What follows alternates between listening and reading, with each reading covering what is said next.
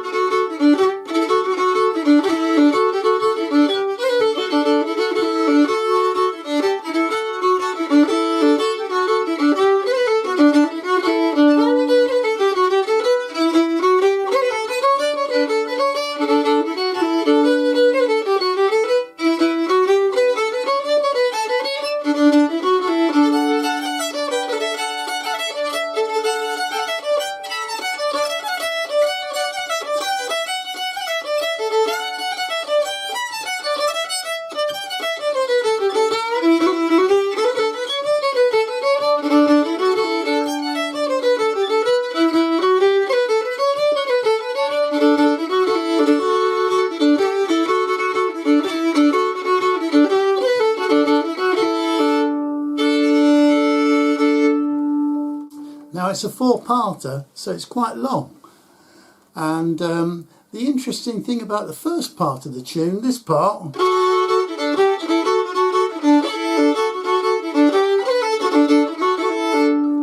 that's kind of meant to represent the huntsman running, I should say riding their horses, galloping along, chasing the hounds. So that first part is meant to sound like the huntsman.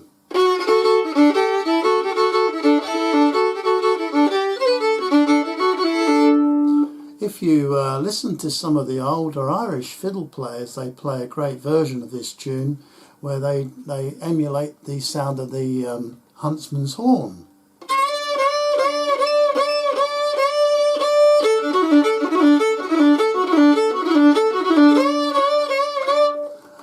A very descriptive tune, but this particular one, the Foxhunters Jig, is basically a very, very lively slip jig, as you've just heard. I can play it slightly slower for you, because I know I have read your comments, and I do notice that some of you say it's useful to play these things slower. So here we go, 3, 4.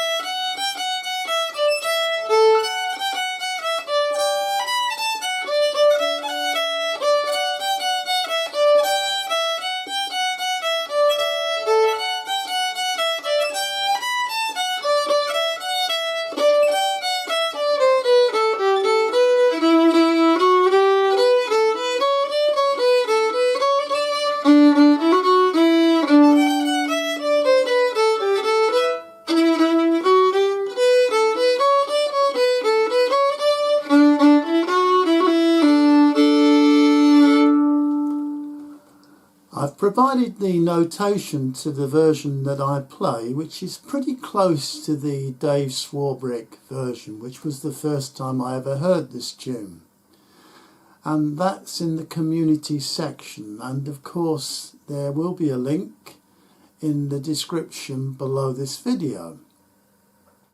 Now I'd like to move on and introduce you to another tune which I call the Ace Slip Jig. Now this particular tune is fresh off the press. I wrote this one this afternoon prior to making this video and worked the notation out for you, and as I was looking at the notation, the letters A, C, E kept occurring. It's an interesting tune. Those notes A, C, E seem to be played repeatedly in this tune, and of course ACE stands for the word ace. So I thought, well, this tune is going to name itself the Ace Slip Jig.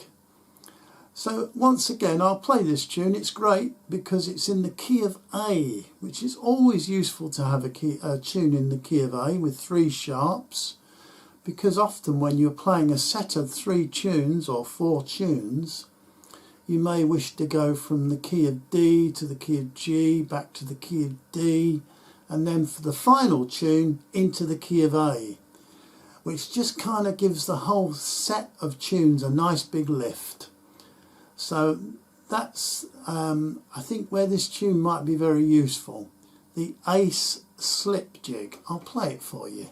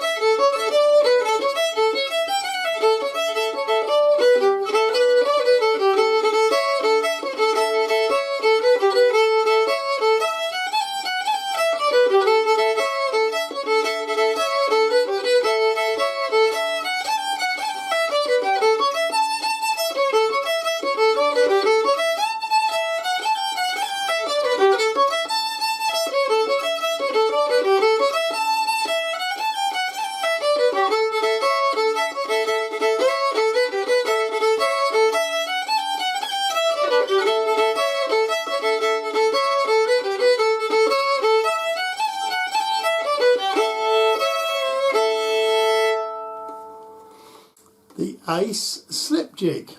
Now what I'll do now, once again, I'll play it slowly. 3, 4.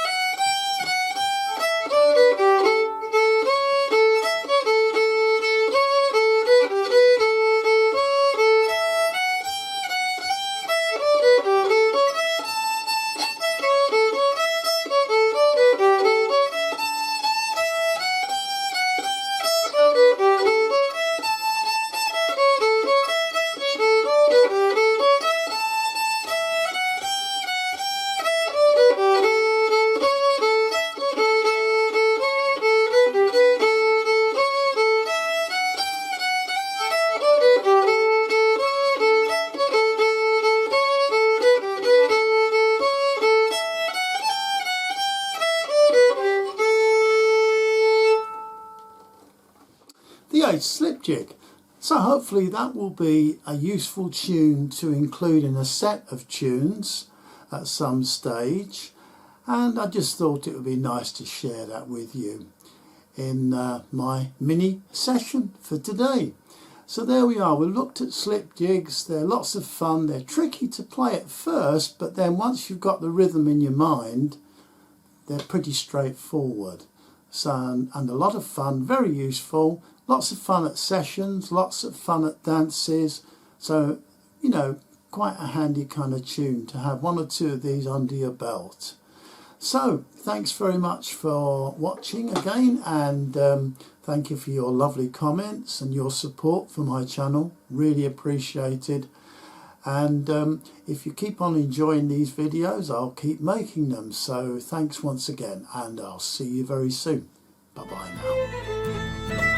now.